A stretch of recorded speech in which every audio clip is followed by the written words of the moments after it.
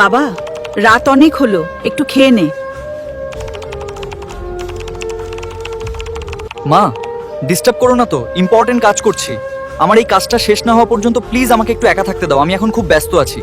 ছেলেটা আমার না খেয়েই ঘুমিয়ে যাবে আজকেও। সারাদিন কি যে কাজ নিয়ে পড়ে থাকে, শরীরের দিকে একটু খেয়াল নেই। আমি কত করে বলি তবুও শোনে না। মা কেন যে সারাদিন এত ফোন দেয়, অসহ্য। কেন যে আমাকে সারাক্ষণ বিরক্ত করে, একটু শান্তিতে বন্ধুদের সাথে আড্ডাটাও দিতে দেয় না। আসলেই খুব বিরক্ত লাগছে আমার। খোকা, তুই কি একবারও জানবি না মা কেমন আছে?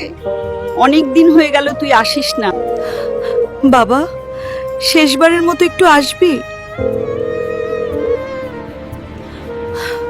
কিছু কল আর দ্বিতীয়বার আসে না, তাই এই মুহূর্তগুলোকে আপন করে নিন এবং আপনার প্রিয়জনদের সাথে সময় কাটান, কারণ জীবনটা আসলে এই সুন্দর মুহূর্তগুলোরই সমষ্টি। ভাইয়া, মা আর নেই, আপনি তাড়াতাড়ি বাড়িতে চলে আসেন।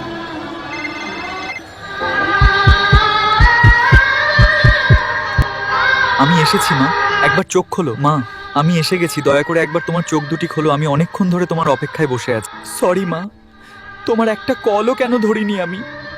কেন তোমার গুরুত্বটা আমি তখন বুঝিনি? আমাকে মাফ করে দাও।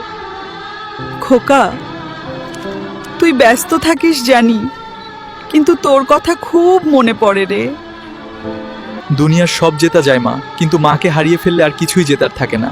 আমরা আপনাকে সব সময় আমাদের হৃদয়ের মাঝে গভীর ভালোবাসার সাথে খুব মিস করব। রব্বির হামহুমা কামা রাব্বায়ানি সাগীরা।